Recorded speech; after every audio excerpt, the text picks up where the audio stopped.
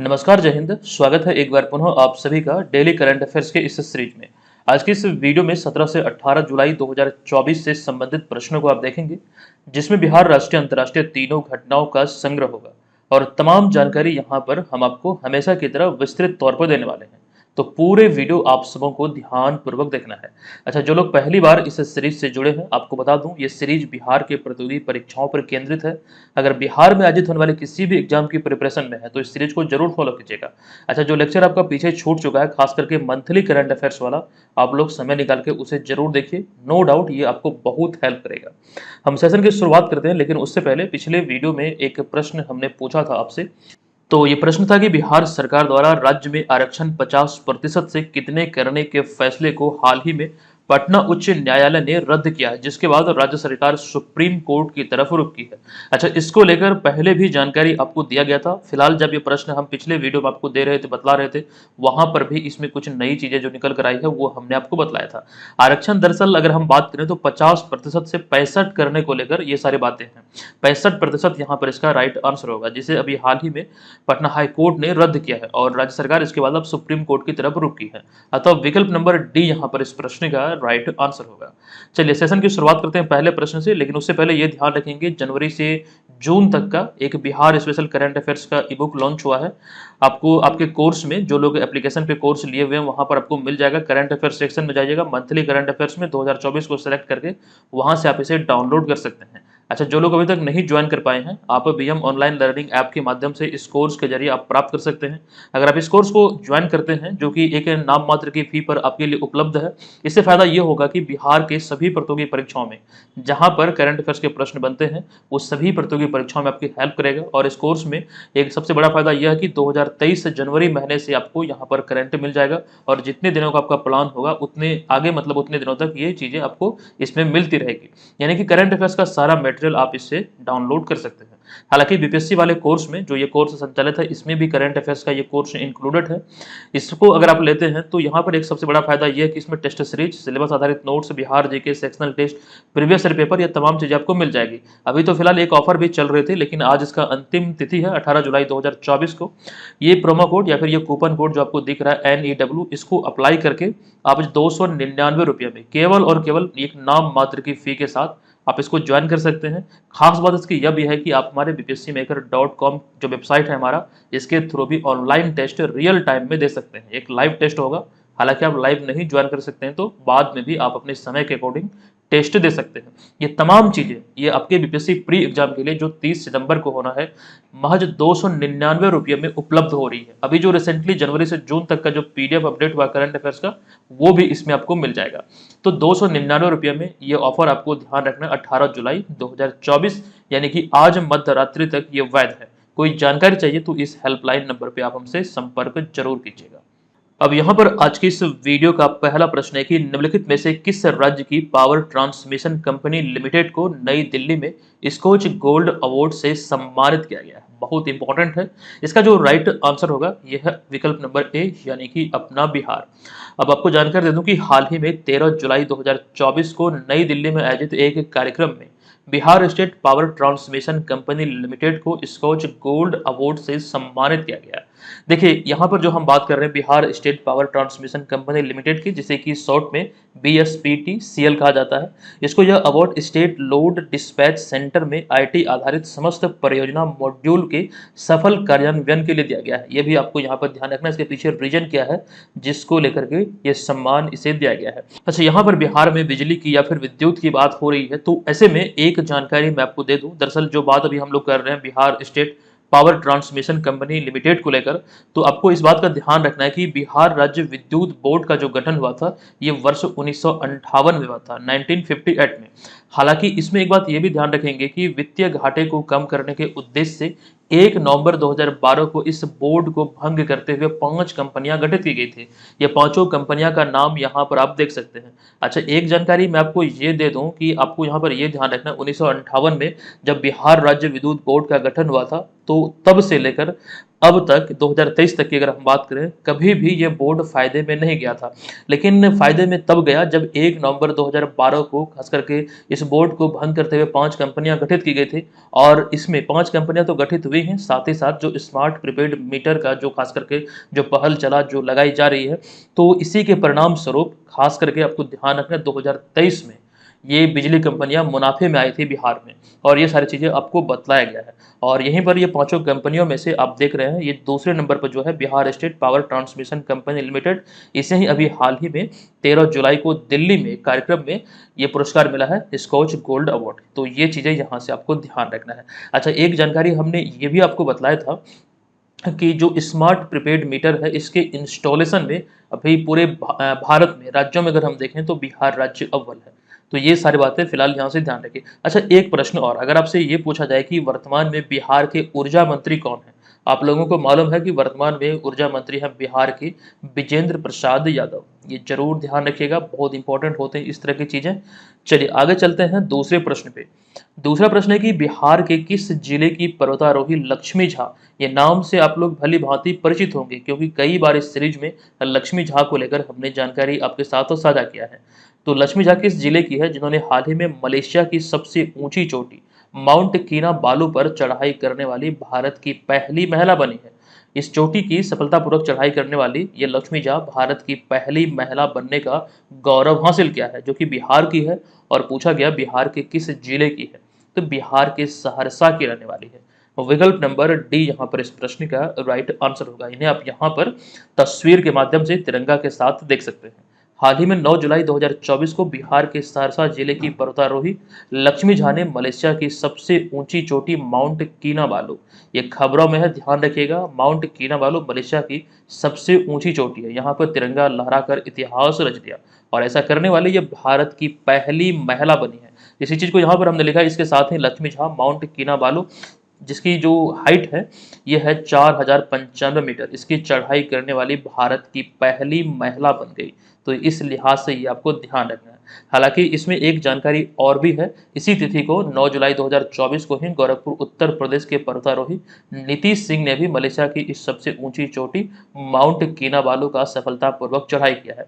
ये नाम तो आप यहाँ पर ध्यान रखेंगे ही, लेकिन ये वाला जो लक्ष्मी झा को लेकर जानकारी हम आपको दे रहे हैं, ये कुछ ज्यादा इंपॉर्टेंट है, क्योंकि ऐसा करने वाली ये भारत की यानी भारतवर्ष की पहली महिला है। और कहाँ की है, तो सहरसा बिहार की। आप यहाँ पर माउंट कीनाबालू को इस तस्वीर के माध्यम से देख सकते हैं। नेक्स्ट होगा तीसरा प्रश्न, किस देश ने हाल ही में 14 जुलाई 2024 को इंग्लैंड को हराकर चौथी बार यूरो कप 2024 का खिताब जीता है? बहुत इंपॉर्टेंट है, इंग्लैंड को हराकर चौथी बार यूरो कप का जो खिताब है ये स्पेन ने अपने नाम किया है। विकल्प नंबर ए इस प्रश्न का राइट आंसर हो जाएगा। देखिए 14 जुलाई 2024 को बर्लिन में खेले गए फाइनल मैच में स्पेन ने इंग्लैंड को 2-1 से हराकर चौथी बार यूईएफए यूरो कप 2024 का खिताब अपने नाम किया।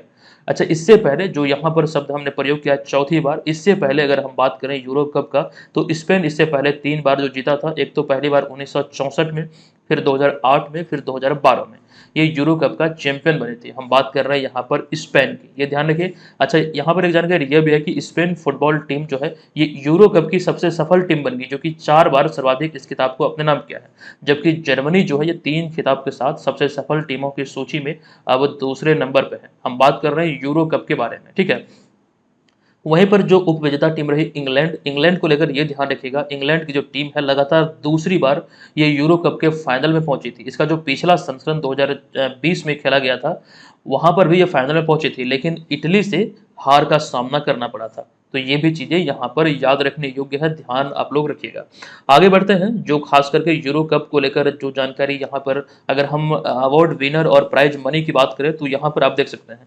देखिए प्लेयर ऑफ द मैच का जो खिताब मिला है, ये फाइनल मैच को लेकर यहाँ पे लिखा गया है, निको विलियम्स जो कि खास करके स्पेन के हैं, इन्हें दिया गया। Young player of the tournament का अवार्ड मिला लेमिन यमल को, जो कि ये भी स्पेन के हैं।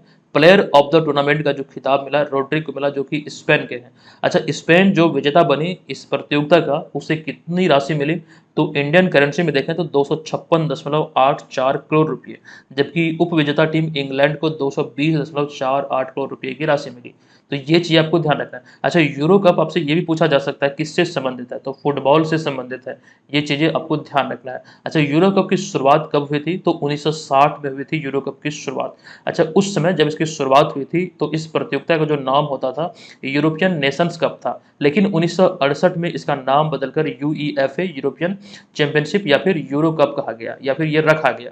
तो ये जानकारी यहाँ पर भी हमने इसमें रख दिया है। तो ये चीज़ें ध्यान रखिए, बहुत इंपॉर्टेंट है यूरो कप, खास करके आपसे पूछा जा सकता है यहाँ पर एग्जाम में प्रश्न। नेक्स्ट प्रश्न में चलते हैं। चौथा प्रश्न है कि 14 जुलाई 2024 को आयोजित बेस्टिल सैन्य परेड का संबंध किस देश से है, जहां यह प्रत्येक वर्ष राष्ट्रीय दिवस के रूप में मनाया जाता है। बेस्टिल डे सैन्य परेड की बात करें तो इसको लेकर जानकारी पिछले वर्ष जो भी हमने आपको दिया था कुछ ज़्यादा ही इंपॉर्टेंट था, वो चीज़ें अभी हम रिकॉल करेंगे क्योंकि आगामी एग्जाम के दृष्टिकोण से महत्वपूर्ण है। देखिए, बेस्टिल डे परेड की बात करें तो ये संबंधित है फ्रांस से, तो विकल्प नंबर डी यहाँ पर इसका राइट आंसर होगा। देखिए, हाल ही में 14 जुलाई 2024 को पेरिस में, जो फ्रांस की राजधानी है, यहाँ पर बेस्टिल डे या फिर बेस्टिल सैन्य परेड का आयोजन किया गया। हालांकि पहली बार आपको ध्यान रखना, यह 14 जुलाई 1880 को पेरिस में ही आयोजित किया गया था। अब इसके पीछे रीजन क्या है, क्यों इस तरह का सैन्य परेड होता है? दरअसल यह फ्रांस में राष्ट्रीय दिवस के तौर पर भी जाना जाता है।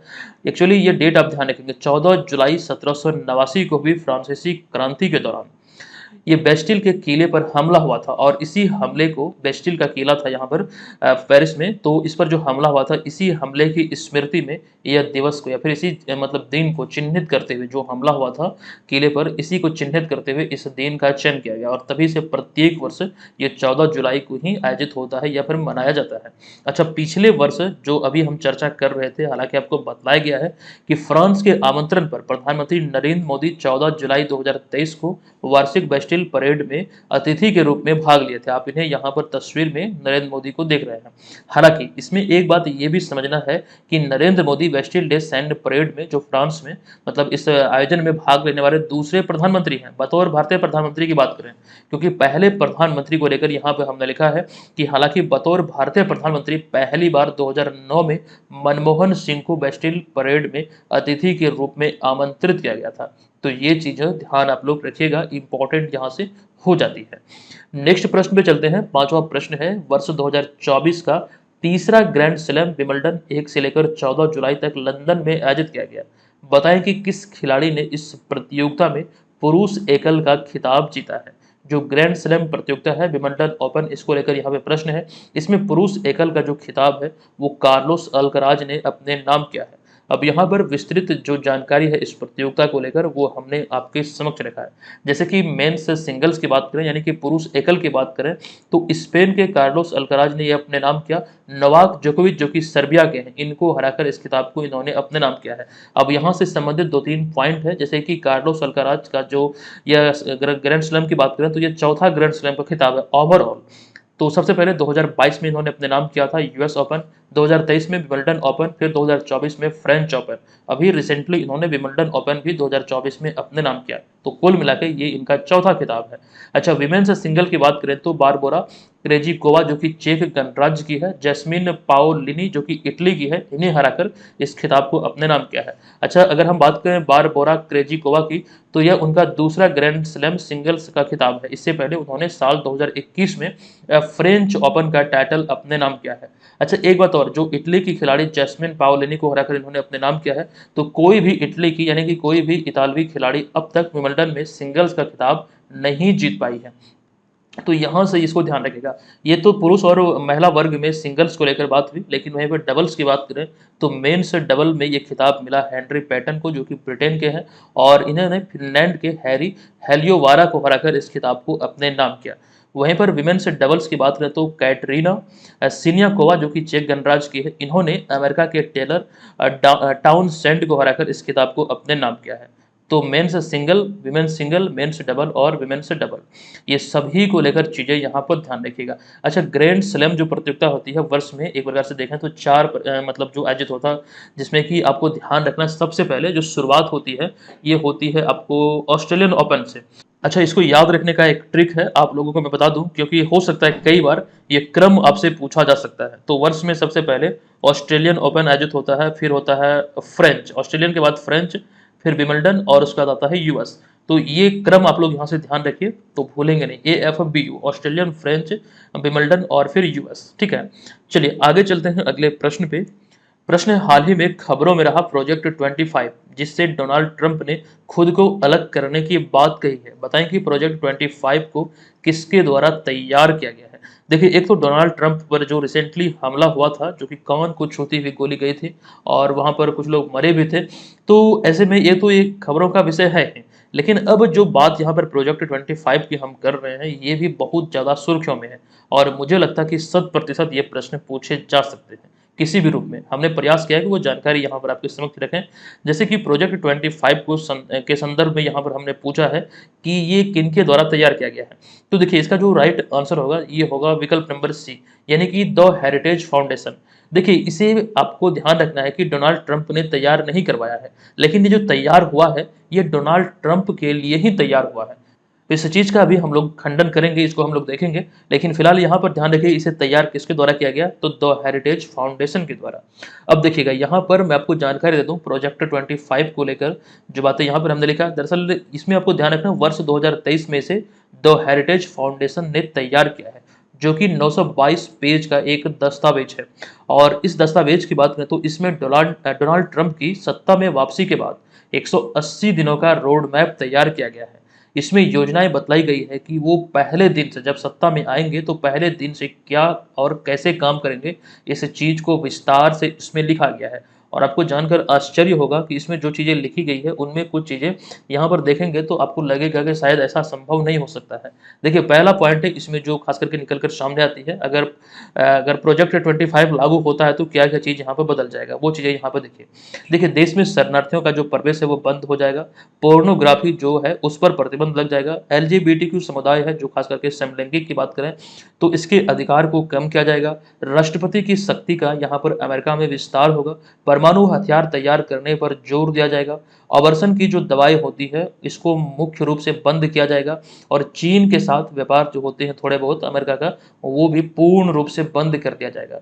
तो ये सारी चीजें होंगी। हालांकि इसके अतिरिक्त और भी लंबा चौड़ा ये खास करके है, तो इसमें और भी चीजें, लेकिन ये सारी इंपॉर्टेंट है। इस पर कार्य होगा और पहले दिन से होगा। ये रोड मैप है और ये तैयार किया गया किनके मतलब द्वारा, तो द हेरिटेज फाउंडेशन के द्वारा। और किनके लिए तैयार है, तो आपको ध्यान रखना ये डोनाल्ड ट्रंप के लिए ही तैयार किया गया है। और यहाँ पर मामला यही है कि इसको लेकर के जो सारी बातें इसमें कही गई है और ये बहुत ज़्यादा खबरों का विषय है।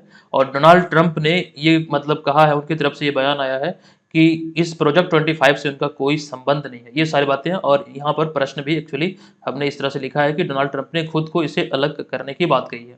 ठीक है, ये यहाँ पर ध्यान रखिए। अच्छा, यहाँ पर जो फाउंडेशन की हम बात कर रहे हैं, अमेरिकी फाउंडेशन द हेरिटेज फाउंडेशन की, यह कंजर्वेटिव पार्टी से जुड़े कट्टर दक्षिणपंथी लोगों का एक थिंक टैंक है। और इसकी स्थापना को लेकर प्रश्न पूछा जा सकता है कि ये 1973 में स्थापित हुआ था। 1973 वही ईस्वी है जब प्रोजेक्ट टाइगर की शुरुआत हुई थी भारत में, और उस समय तत्कालीन जो प्रधानमंत्री थी वो इंदिरा गांधी थी। प्रोजेक्ट टाइगर की शुरुआत हुई थी 1973 में। प्रोजेक्ट सीता की शुरुआत हुई 2022 में। ये भी चीजें ध्यान रखेंगे। नेक्स्ट प्रश्न है कि निम्नलिखित में से किस देश ने हाल ही में 15 जुलाई 2024 को कोपा अमेरिका 2024 का खिताब जीता है। देखिए, इस खिताब को अभी हाल ही में अर्जेंटीना ने अपने नाम किया है। देखिए, अर्जेंटीना वही है जो कि आपको ध्यान रखना, फीफा 2022 वाला जो खिताब था कतर में जो आयोजित हुआ था, अर्जेंटीना ने अपने नाम किया था तीसरी बार। ठीक है, लेकिन यहाँ पर हम बात कर रहे हैं कोपा अमेरिका, जो कि फुटबॉल खास करके फुटबॉल चैंपियनशिप है, फुटबॉल कप है, और यहाँ पर उसको लेकर जानकारी है। देखिए, 15 जुलाई 2024 को अमेरिकी शहर मियामी के हार्ड रॉक स्टेडियम में 48वां कोपा अमेरिका का फाइनल मुकाबला खेला गया। फाइनल मुकाबले में अर्जेंटीना ने कोलंबिया को 1-0 से हराकर अपना 16वां कोपा अमेरिका फुटबॉल खिताब जीता। और ब्रैकेट में हमने लिखा है सर्वाधिक बार, यानी कि इस खिताब को अर्जेंटीना सबसे अधिक 16 बार अपने नाम कर चुकी है। ये आपको यहाँ से ध्यान रखना है। कोपा अमेरिका का 48वां संस्करण आयोजित हुआ था यहाँ पर, और इसमें खिताब किसने अपने नाम किया, तो अर्जेंटीना ने। किसे हराकर, तो कोलंबिया को हराकर। सबसे अधिक बार किसने जीता, तो अर्जेंटीना ने जीता। अच्छा, कोपा अमेरिका कप 2024 का जो आयोजन था 21 जून को शुरू हुआ था, 15 जुलाई 2024 को ये खास करके समाप्त हुआ। अमेरिका की मेजबानी में ही आयोजित होता है और इसमें 16 टीमों ने भाग लिया था। ये आप यहाँ से ध्यान रखिए। और मूल रूप से ये आपको ध्यान रखना, फुटबॉल मतलब टीम से संबंधित है, पुरुष फुटबॉल टीम इसमें भाग लेती है। नेक्स्ट प्रश्न में चलते हैं। अगला 8वां प्रश्न है कि निम्नलिखित में से कौन हाल ही में चौथी बार नेपाल के प्रधानमंत्री नियुक्त हुए हैं। देखिए इसका करेक्ट आंसर होगा विकल्प नंबर यहाँ पर ए, यानी कि केपी शर्मा ओली। ये अभी हाल ही में नेपाल के प्रधानमंत्री बने हैं और चौथी बार है जब नेपाल के प्रधानमंत्री नियुक्त हुए हैं। अच्छा, यहाँ पर कुछ चीजें आपको समझना है। देखिए नेपाल की सबसे बड़ी कम्युनिस्ट पार्टी के नेता केपी शर्मा ओली, इनका पूरा नाम आपको ध्यान रखना है। केपी शर्मा ओली का खड़ग प्रसाद शर्मा ओली हाल ही में 14 जुलाई 2024 को चौथी बार नेपाल के प्रधानमंत्री नियुक्त हुए हैं और उन्होंने मौजूदा प्रधानमंत्री पुष्प कमल दहल का स्थान लिया है। जो कि आपको ये भी ध्यान रखना है कि इन्होंने इसका स्थान तो लिया, लेकिन पद की जो शपथ है किन के द्वारा इन्हें दिलाई गई। तो मौजूदा जो राष्ट्रपति हैं यहाँ के रामचंद्र पौडेल, उन्होंने उन्हें पद की गोपनीयता की शपथ दिलाई। तो ये ध्यान रखिए चौथी बार है जो कि केपी शर्मा ओली यहाँ के प्रधानमंत्री नियुक्त हुए। फिलहाल यहाँ पर इस प्रश्न में इतनी ही जानकारी है। जो नई नियुक्ति हुई इसको लेकर यहाँ पर ध्यान रखिएगा। हम इसे स्किप करते हुए चलते हैं अगले प्रश्न पे। तो ये प्रश्न है कि किस यूरोपीय देश में हाल ही में संपन्न हुए आम चुनाव में किसी भी दल को बहुमत नहीं मिला है। देखिए अभी खबरों में है और इस यूरोपीय देश का नाम है फ्रांस, यानी कि विकल्प नंबर ए इसका राइट आंसर होगा। आपको बता दूं कि फ्रांस में हाल ही में आम चुनाव संपन्न हुआ और चुनाव के नतीजों के मुताबिक कोई भी गठबंधन चुनाव में बहुमत हासिल नहीं कर पाया है। ये यहाँ पर ध्यान रखिए। अच्छा, यहाँ पर आपको ये भी समझना है, दरअसल अगर हम बात करें अगर फ्रांस की, तो 577 संसदीय नेशनल असेंबली में जो बहुमत के लिए जो सीटों की जरूरत होती है, जो आपको यहाँ पर आंकड़ा दिख रहा है, 289 सीटों पर जीत दर्ज करना अनिवार्य है सरकार बनाने के लिए, कुल 570 सीटों में से। ठीक है, तो इसमें आपको ध्यान देना है जो फ्रांस की जो 3 बड़ी गठबंधन है, इसमें यहाँ पर हमने लिखा वामपंथी न्यू पॉपुलर फ्रंट जिसको 182 सीट मिला और रेनेसां पार्टी जिसको 163, और तीसरे स्थान पर रही दक्षिणपंथी नेशनल रैली जो कि 143 सीट इसे मतलब इस इतने सीटों पर जीत मिला। अच्छा, यहाँ पर जिस शख्स को देख रहे हैं इमैनुअल मैक्रोन, और ये संबंधित है रेनेसां पार्टी से, और इस पार्टी ने मतलब जो वर्तमान सरकार थी इसकी, इसे हार का सामना करना पड़ा एक तरह से देखें तो। ठीक है, ये यहाँ पर ध्यान रखिए। तो किसी को भी यहाँ पर बहुमत नहीं मिला। आपको मैंने बताया कि बहुमत के लिए 289 सीटों पर जीत दर्ज करना अनिवार्य है। अच्छा, इसी तरह की जानकारी हमने आपको दिया था भारत को लेकर। भारत में लोकसभा की अगर आप सीटों की बात करें, जो वोटिंग हुआ संसदीय क्षेत्रों में 543 सीटों पर, ये 7 चरणों में आयोजित हुआ। कितने? तो 7 चरणों में, 7 फेज में ये आयोजित हुआ था। और केवल 3 ऐसे राज्य थे, बिहार, पश्चिम बंगाल और उत्तर प्रदेश, जहां पर 7 चरणों में चुनाव आयोजित हुआ। लेकिन अगर हम बात करें सरकार बनाने के लिए जो बहुमत का जो आंकड़ा है, कितने सीटों पर जीत दर्ज करना अनिवार्य है भारत के संदर्भ में, तो 272 सीटों पर। ये चीजें तो आप लोगों को मालूम होगी, बहुत आसान है, ये चीजें ध्यान रखिएगा। उसी प्रकार से कुछ मामला यहाँ पर देखने को मिला, किसी भी गठबंधन को यहाँ पर बहुमत नहीं मिला है। ठीक है, तो ये चीजें यहाँ पर ध्यान रखिएगा। ये देश है फ्रांस, और फ्रांस के मौजूदा राष्ट्रपति कौन है? तो इमैनुअल मैक्रोन है। इमैनुअल मैक्रोन को लेकर एक जानकारी आपको ध्यान रखना है, 2024 में जो 75वां गणतंत्र दिवस मनाया गया था, इसमें फ्रांस राष्ट्रपति इमैनुअल मैक्रोन, जिन्हें आप यहाँ पर देख रहे हैं, ये मुख्य अतिथि के तौर पर यहाँ पर गणतंत्र दिवस में परेड में शामिल हुए थे। इससे पहले 2023 में मिस्र के राष्ट्रपति अब्देल फतेह अल सीसी, 2021-22 में कोई भी शामिल नहीं हुए थे कोरोना महामारी के कारण। उससे पहले 2020 में ब्राजील के राष्ट्रपति जायर बोल्सोनारो, फिर 2019 में दक्षिण अफ्रीका के राष्ट्रपति सिरिल रामफोसा।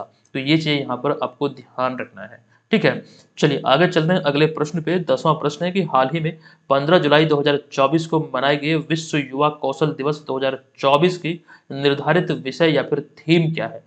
प्रत्येक वर्ष तो 15 जुलाई को ये विश्व युवा कौशल दिवस मनाया जाता है, आप सभी जानते भी होंगे। और इस वर्ष 2024 में जो मनाया गया, इसका थीम था शांति और विकास के लिए युवा कौशल। अतः विकल्प नंबर डी यहाँ पर इस प्रश्न का राइट आंसर होगा। देखिए प्रत्येक वर्ष 15 जुलाई को यह विश्व युवा कौशल दिवस मनाया जाता है। इसे मनाने का उद्देश्य है युवाओं को कौशल विकास के प्रति जागरूक करना, ये इसका मूल उद्देश्य है। 2024 में जो मनाया गया, इसका थीम शांति और विकास के लिए युवा कौशल है। ये यहाँ पर आपको ध्यान रखना है। अब सवाल यहाँ पर यह होता है, इसकी शुरुआत कब हुई थी? तो इस दिवस को मनाने की शुरुआत संयुक्त राष्ट्र या फिर इसकी जो घोषणा हुई थी संयुक्त राष्ट्र द्वारा 18 दिसंबर 2014 को ही की गई थी, और तभी से ये दिवस मनाया जा रहा है प्रत्येक वर्ष 15 जुलाई को। 2015 में ये पहली बार मनाया गया था 15 जुलाई को। 11 प्रश्न है कि नई दिल्ली में 13 से 14 जुलाई 2024 तक आयोजित 2 दिवसीय डीडी रोबोकॉन इंडिया 2024 प्रतियोगिता में किस विश्वविद्यालय ने जीत दर्ज किया है? इस विश्वविद्यालय का नाम है निर्मा विश्वविद्यालय, जो कि गुजरात के अहमदाबाद में है। विकल्प नंबर ए यहाँ पर इसका राइट आंसर होगा। देखिए हाल ही में 13 से 14 जुलाई 2024 तक 2 दिवसीय डीडी रोबोकॉन इंडिया 2024 प्रतियोगिता का आयोजन नई दिल्ली के त्यागराज स्टेडियम में किया गया। इसकी प्रतियोगिता का जो खास करके जो आयोजन तिथि है, ये यहाँ पर लिखा गया। कहाँ पर हुआ? 13 से 14 जुलाई 2024 को ये 2 दिवसीय प्रतियोगिता दिल्ली के त्यागराज स्टेडियम में किया गया। ठीक है, उसके बाद यहाँ पर अगर हम बात करें तो जहाँ पर निर्मा विश्वविद्यालय अहमदाबाद गुजरात के प्रौद्योगिकी संस्थान टीम ने रोबोट प्रतियोगिता में जीत दर्ज किया है। जो अभी हाल ही में डीडी रोबोकॉन इंडिया प्रतियोगिता हुआ था, इस प्रतियोगिता में जीत दर्ज किया। अच्छा, इस प्रतियोगिता का जो आयोजन था या फिर इस कार्यक्रम का जो आयोजन था, ये प्रसार भारती और आईआईटी दिल्ली के द्वारा संयुक्त रूप से किया गया था। अब यहाँ पर एक सवाल यहाँ पर यह भी बनता है या फिर एक जानकारी यहाँ पर यह भी बनता है, जो निर्मा विश्वविद्यालय इसमें जीत दर्ज की है, जो शीर्ष स्थान पर रही है, तो दरअसल आपको ध्यान रखना है कि विजेता टीम यानी कि निर्मा विश्वविद्यालय गुजरात अहमदाबाद की, ये वियतनाम के क्वांग निन में जो कि 25 अगस्त 2024 को आयोजित होने वाले अंतर्राष्ट्रीय Asia Pacific broadcasting union Robocon 2024 में भारत का प्रतिनिधित्व करेगी। कहाँ पर और कब? तो आपको ध्यान रखना, वियतनाम का शहर क्वांग निन में। और ये कब? तो 25 अगस्त 2024 को। ये ध्यान रखें जब ये आयोजित होगा। अब यहाँ से कुछ जानकारी निकल कर सामने आएगी तो हम आपको वो अवश्य बतलाएंगे। 12वां प्रश्न है कि किस देश ने हाल ही में पाकिस्तान को हराकर वर्ल्ड चैंपियनशिप ऑफ लीजेंड्स 2024 का खिताब जीत लिया है? तो ये अभी हाल ही में अपना भारत ने अपने नाम किया है। तो आपको बता दूं कि युवराज सिंह की कप्तानी वाली टीम इंडिया चैंपियन ने पाकिस्तान चैंपियन को हराकर world championship of legend trophy 2024 का खिताब अपने नाम किया। ये इसका उद्घाटन संस्करण था। अच्छा, एक बात यहाँ पर यह ध्यान रखिएगा, world champion of legend trophy की बात करें तो ये एक T20 क्रिकेट टूर्नामेंट है, जिसमें विभिन्न देशों के सेवानिवृत्त जो रिटायर जो क्रिकेटर हैं, अंतर्राष्ट्रीय क्रिकेटर, वो इसमें शामिल होते हैं, जिसे कि इंग्लैंड और वेल्स क्रिकेट बोर्ड द्वारा अनुमोदित किया जाता है। ये प्रतियोगिता इंग्लैंड में ही, ब्रिटेन में ही आयोजित होती है, ये ध्यान रखिए। अच्छा, ये इसका उद्घाटन संस्करण था। एक बात यहाँ पर यह भी ध्यान रखिएगा, T20 वर्ल्ड कप की हम बात करें जो कि दक्षिण अफ्रीका में आयोजित हुआ था 2007 में, वहां पर इस खिताब को पाकिस्तान को हराकर भारत ने अपने नाम किया था। और world championship of legend trophy 2024 में जो खेला गया, यहाँ पर भी पहले संस्करण में भारत ने पाकिस्तान को हराकर इस खिताब को अपने नाम किया। जो सेवानिवृत्त खिलाड़ी हैं वो इसमें पार्टिसिपेट करते हैं, जैसे कि यूसुफ पठान इनमें नाम आपको दिखेगा, युवराज सिंह नाम दिखेगा, हरभजन सिंह नाम दिखेगा, और भी कई सारे क्रिकेटर हैं जो इसमें आपको दिखेंगे। तो इस खिताब को भारत ने अपने नाम किया। आज के इस वीडियो का प्रश्न है कि नीति आयोग द्वारा हालिया जारी एसडीजी इंडिया इंडेक्स 2023 से 24 के संदर्भ में कौन सा कथन सत्य है? आपको इसका आंसर करना हमने बतलाया था। और ऑफर को लेकर जो जानकारी हम आपको दे रहे थे, ये ऑफर आज 18 जुलाई 2024 मध्य रात्रि तक वैध है। आप लोग केवल और केवल 299 रुपये में इस कूपन कोड का इस्तेमाल करके ये तमाम मटेरियल का लाभ उठा सकते हैं। कोई इन्फॉर्मेशन चाहिए, कोई जानकारी चाहिए, तो इस हेल्पलाइन नंबर पर आप हमसे संपर्क जरूर कीजिएगा। हम मिलते हैं आपसे नेक्स्ट वीडियो में, तब तक के लिए धन्यवाद। जय हिंद।